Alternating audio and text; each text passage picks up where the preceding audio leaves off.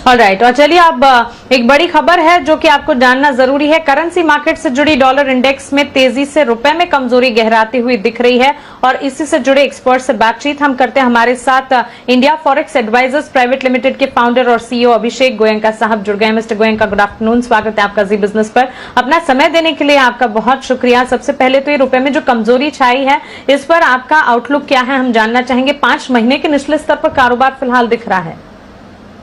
Good afternoon. देखिए, इस समय क्या हुआ था कि 72-50 के आसपास में जब रुपया था तो काफी हद तक ओवर वैल्यूड हो गया। तो जो रियल इफेक्टिव एक्सचेंज रेट है जो लोग ट्रैक करते हैं वो उसके हिसाब से रुपया करीब करीब 10% ओवर वैल्यूड था। तो अब जो ये करेक्शन आई है ये काफी हेल्दी करेक्शन है। इसका मेन कारण ये है कि भाई इस आरबीआई पॉलिसी में जब इन्होंने कहा कि भाई हम 1 लाख करोड़ के बॉन्ड खरीदेंगे, जीसैप की जो स्टडी इन्होंने लगाई है नहीं, उस कारण से जो गवर्नमेंट ऑफ इंडिया के 10 ईयर बॉन्ड यील्ड है वो नीचे आ गए।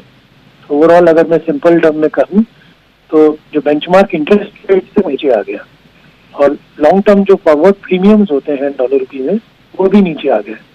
तो जो लोगों ने लॉन्ग टर्म एक्सपोर्टर्स या स्पेकुलेटर्स या इंटरनेशनल इन्वेस्टर्स जिन्होंने लॉन्ग टर्म पोजीशंस बना के रखी थी डॉलर में, वो पोजीशंस कटने लगी क्योंकि चारों तरफ आपको उतने हाई इंटरेस्ट रेट्स डॉलर बेचने पे नहीं मिलते। साथ साथ में क्या हुआ कि 74-50 के जो इम्पोर्टेंट लेवल थे वो जब टूटे तो काफी बड़ी पोजीशंस जो स्पेकुलेटर्स के और कॉर्पोरेट्स की ऑप्शंस में थे वो भी कटे। तो उस कारण से झटके से मार्केट 75 रुपए के आसपास चला गया।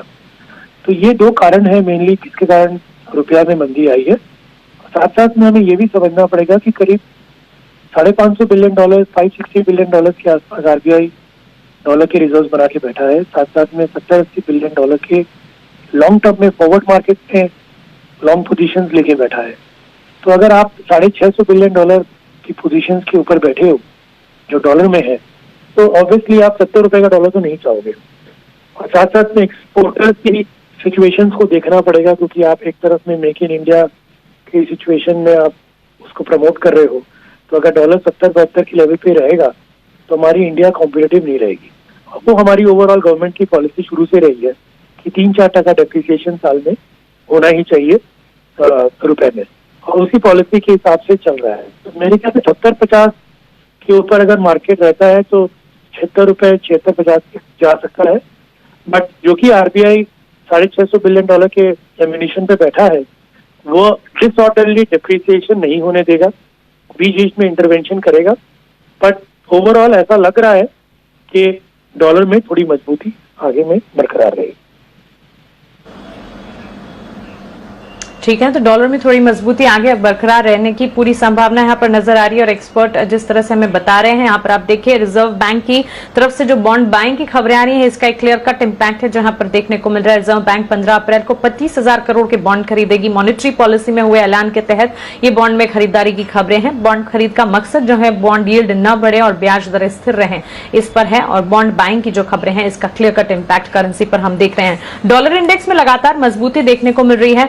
अभिषेक जी, आपसे एक आखिरी सवाल पूछना चाहूंगी, आगे किन लेवल्स पर करेंसी में ट्रेड हम देख सकते हैं? जैसे कि आप बता रहे हैं कि डॉलर इंडेक्स में मजबूती जारी रहेगी, लेकिन रुपया कितना कमजोर होता हुआ आगे दिख सकता है? देखिए, अगर मैं एक थंब रूल की बात करूं रियल इफेक्टिव एक्सचेंज रेट के हिसाब से तो वो 110 से 120 के बीच में घूमता है।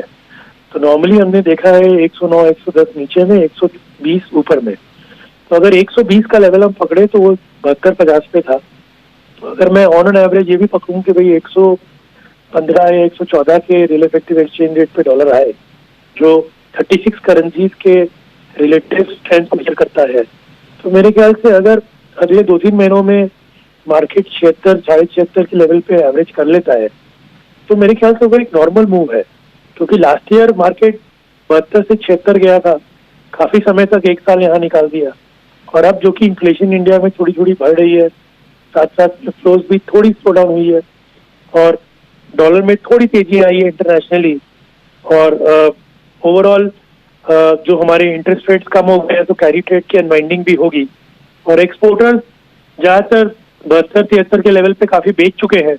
तो एक्सपोर्टर्स की सेलिंग अब इस लेवल्स पे ज्यादा नहीं आएगी, और इम्पोर्टर्स अगर इसी लेवल्स पे रहते हैं तो इम्पोर्टर्स की पैनिक बाइंग आएगी। तो ये देख के ऐसा लग रहा है कि थोड़ी सी डिमांड की तरफ से रही है।